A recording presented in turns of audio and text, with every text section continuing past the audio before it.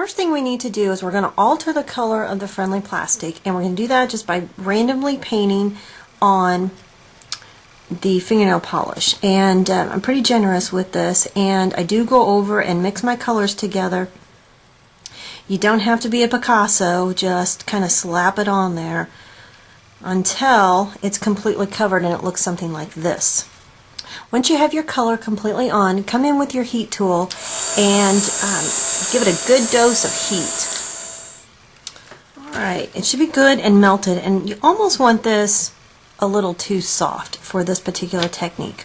So, come back in with a tool that will lift the plastic up off of the surface here. A little glue, that's why it's sticking there.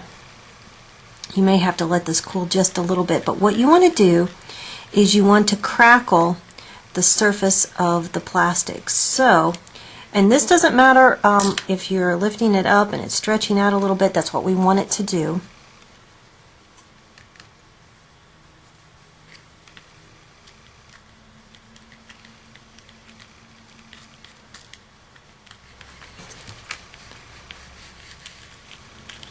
Okay.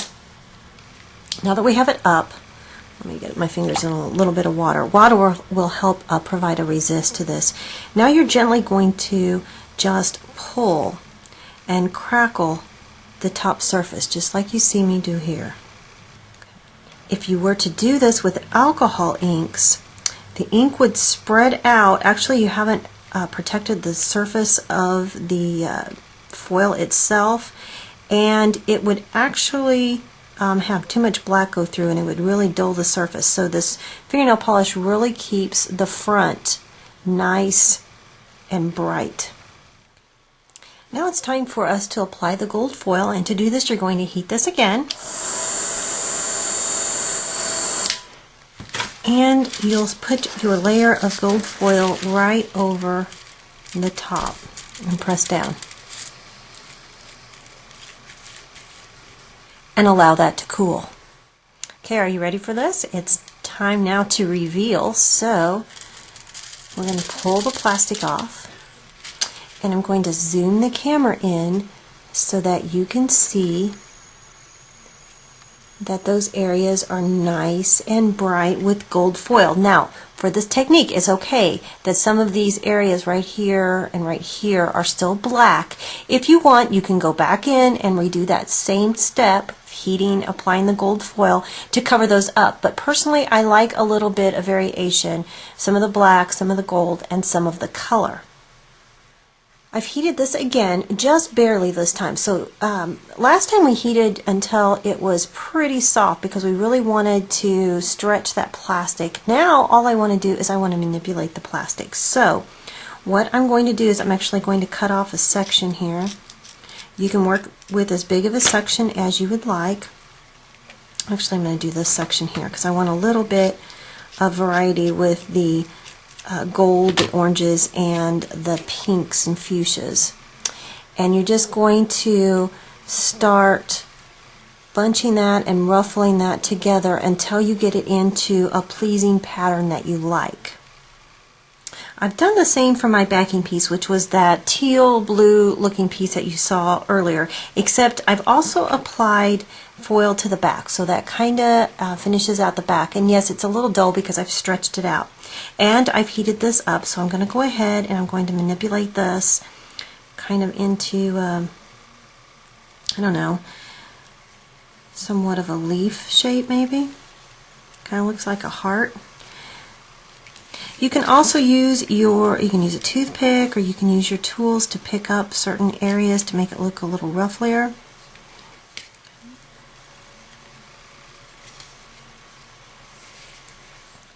Now I've reheated my orangey pink, and I'm just going to set it on. Remember that hot plastic sticks to hot plastic, so they will combine together and they'll stick and become permanent. Let's finish off our pendant with a little wire wrapping, and before I've done that, I've actually poked some holes. I poked one in the top and a few along the side. I'll show you what I'm going to do with those here in just a minute. So poke the holes with a hand punch, or heat your plastic up a little bit and poke a hole with a needle. And then I've got a length of 20 gauge brass colored wire here. It's about a foot. I don't know that I'll use the entire foot, but I'm going to thread the wire front to back from the top. I'll bend the wire up so that the two ends meet, and then I'm going to wrap the short wire around the long wire. That will secure it to the pendant, and you might need to use your pliers to finish that off so it's kind of nice and neat. My wire wrapping is very random. That's why if you like a lot of wire wrapping around your pendants, you want to have a longer piece of wire, and if you don't like so much, then obviously you'll have a shorter piece of wire. It's secured now, and we're going to get our round nose pliers here to create a loop at the top.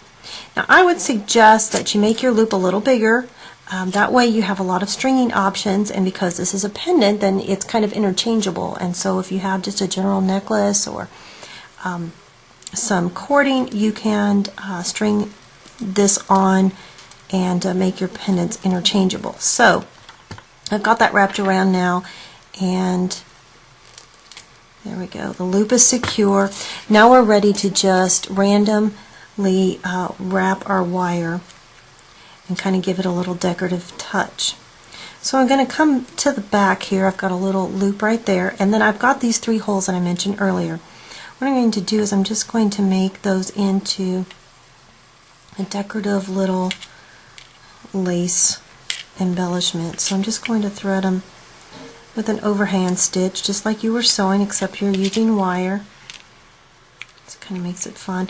And it also helps to hold the wire in place so that it's not constantly slipping off your pendant. So I've got 3 holes there. I also have one at the bottom. This one I'm going to bring in a little closer.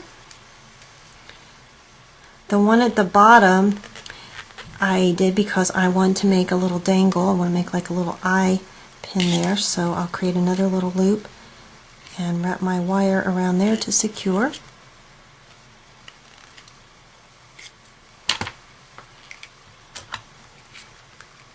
And I'll attach a little dangle there, and with the rest of my wire I'm just going to give it a few little twists and turns, and you can see that I have just enough left to finish this off by wrapping this back around the area that I started from. What I tend to do here is I tend to tuck my wire ends up under, and that way they don't poke out at you.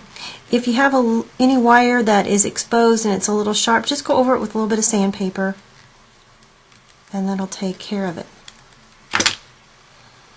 Alright, so let's take a look at some of our finished projects.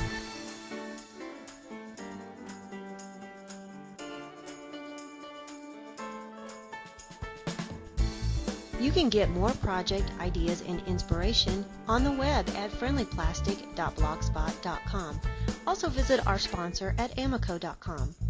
Online and live classes available through CraftTechUniversity.com. You can also friend us on Facebook and follow us on Twitter.